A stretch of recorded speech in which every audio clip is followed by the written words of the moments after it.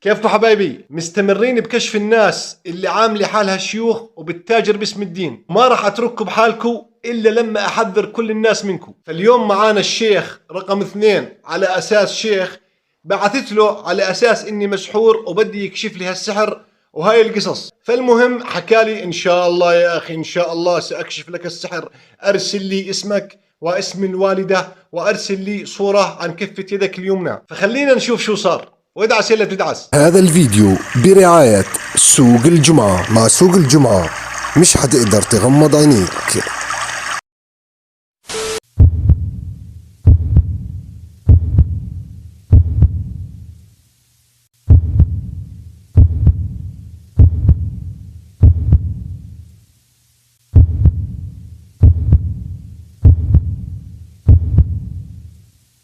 طبعا زي ما شفتوا طلب اسمي واسم الوالدة وصورة عن كفة ايدي اليمين.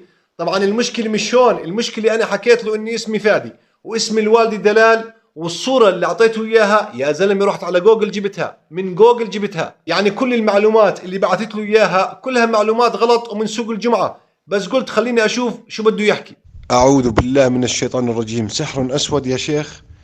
أنا كنت أعرف أنني مسحور، لكن الآن تأكدت.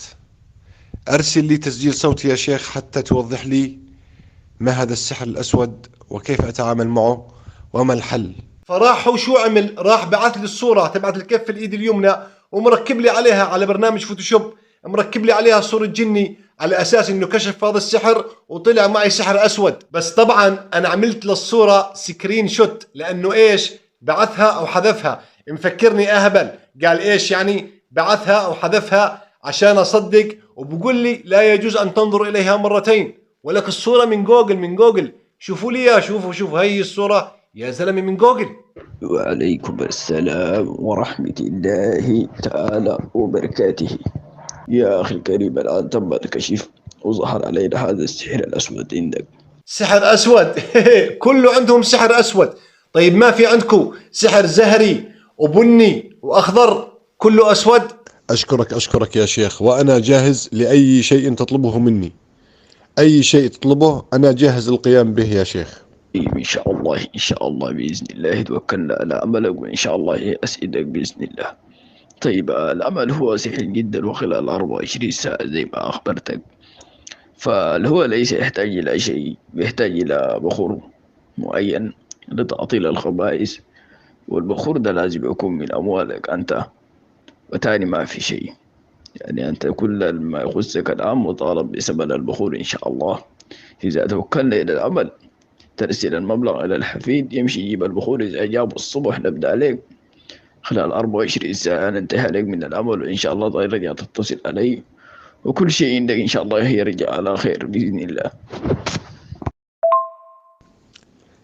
تمام يا شيخ، يعني أرسل إليك المال حتى أنت تشتري البخور، أو أنا أشتري البخور، يعني من البلد من هنا أشتري البخور، أم أرسل إليك المال وأنت تشتريه؟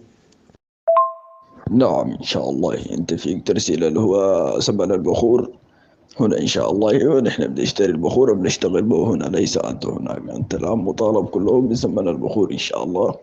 إذا توكلنا عليك الصبح ترسله، وإن شاء الله نبدأ عليك من الصبح بإذن الله. بخور خاص؟ هذا البخور مش متوفر الا عنده، عندي انا هون مش متوفر. يا شيخ، يبدو أنه بخور خاص، أنا لا أعرفه. كم سعره يا شيخ يعني هذا البخور؟ نعم إن شاء الله هو بخور روحاني. إن شاء الله أنت بكرة تمشي ترسل ثمنه 150 دينار إن شاء الله بالأردني. 150 دينار. توكلنا إلى الله وإلى عملك إن شاء الله. 150 دينار يا زلمة، كلهم نفس القصة، كلهم فنانين محترفين بيحولوا لك العملة على الجاهز. انت لا تغلب حالك، بس حول لي الفلوس وما عليك بالامور الثانية. محترفين. 150 دينارا أردنيا يا شيخ؟ لا بدك صراحة مش طالب. طيب يا شيخ، كيف أرسلهم إليك؟ يعني المال كيف أرسل إليك المال؟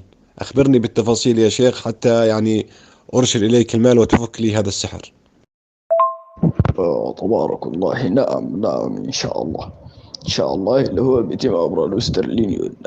وأنا جاهز يا شيخ في أي وقت أرسلها لك. إذا تريد الآن سأذهب وأرسلها لك من سوق الجمعة يا شيخ.